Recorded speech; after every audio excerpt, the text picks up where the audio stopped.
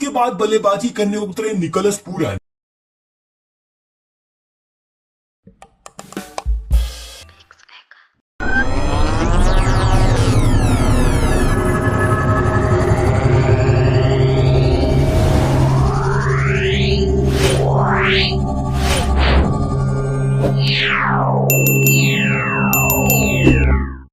और दोस्तों इसके बाद तो मिचेल मार्श और पूरन ने इस मैच में पूरी तरह भूचाल ला दिया, जहां एक तरफ मिचेल मार्श 200 की स्ट्राइक रेट से रन बना रहे थे तो दूसरी तरफ निकोलस पूरन 250 की रफ्तार से रन बना रहे थे। मानो दोस्तों इन दोनों खिलाड़ियों के बीच रेस लगी थी कि कौन सबसे ज्यादा छक्के मारेगा, क्योंकि दोस्तों ये दोनों बल्लेबाज एक एक ओवर में 4-4 छक्के मार रहे थे और ऐसा लग रहा था कि दिल्ली की टीम अब खत्म ही हो जाएगी। इसी बीच इन दोनों बल्लेबाजों ने बेहतरीन प्रदर्शन करते हुए तहलका मचा दिया और देखते ही देखते लखनऊ का स्कोर 100 रन के पार पहुंच गया। इसी बीच मिचेल मार्श ने अपना अर्धशतक भी पूरा कर डाला था और इस मैच में ये दोनों बल्लेबाज ऐसा लग रहा था कि शतक भी काफी जल्दी बना देंगे, लेकिन तभी 133 रन के स्कोर पर मुकेश कुमार ने मिचेल मार्श को आउट कर दिया और मिचेल मार्श 36 गेंदों में 6 छक्के 6 चौकों की मदद से 72 रनों की तूफानी पारी खेलकर आउट हुए। इसके बाद बैटिंग करने उतरे कप्तान ऋषभ पंत, लेकिन दूसरी तरफ खड़े निकोलस पूरन ने तब तक अपना अर्धशतक पूरा कर डाला था।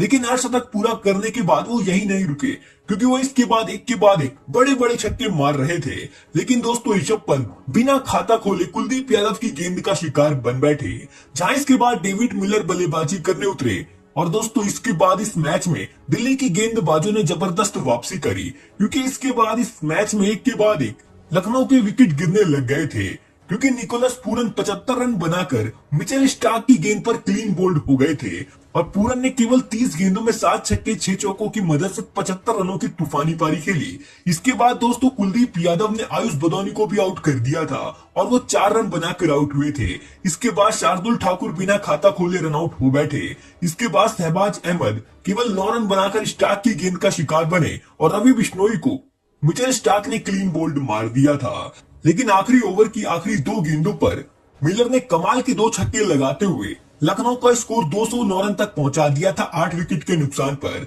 और मिलर 27 रन बनाकर नॉट आउट रहे थे। जहां इस मैच में दिल्ली की तरफ से कुलदीप यादव ने अपने 4 ओवर में 20 रन देकर 2 विकेट लिए थे, तो स्टार्क को भी 3 विकेट हाथ लगी थी। अब ये मैच दिल्ली को जीतने के लिए 210 रन बनाने थे, लेकिन जब वो टारगेट का पीछा करने उतरी तो फिर उनकी शुरुआत बेहद ही खराब रही, क्योंकि 7 रन के स्कोर पर ही उनके 3 बड़े विकेट गिर चुके थे। जहां पहले जैक फ्रेशर केवल 1 रन बनाकर आउट हुए थे, तो अभिषेक पोरेल अपना खाता भी नहीं खोल पाए थे और ये दोनों ही झटके शार्दुल ठाकुर ने इनको पहले ओवर में ही दे दिए थे। इसके बाद अगले ओवर में सिद्धार्थ ने समीर रिजवी को भी आउट कर दिया और वो केवल 4 रन बनाकर आउट हुए थे। लेकिन इसके बाद इस मैच में फाफ डुप्लेसी और कप्तान अक्षर पटेल ने इसके बाद दिल्ली की तरफ से काफी बेहतरीन बल्लेबाजी करी और जब ये दोनों बल्लेबाज बल्लेबाजी कर रहे थे तो लग रहा था कि दिल्ली की टीम इस मैच में जबरदस्त वापसी करेगी और इन दोनों बल्लेबाजों ने पावर प्ले में ही 3 विकेट गिर जाने के बाद भी दिल्ली का स्कोर 50 रन तक पहुंचा दिया था।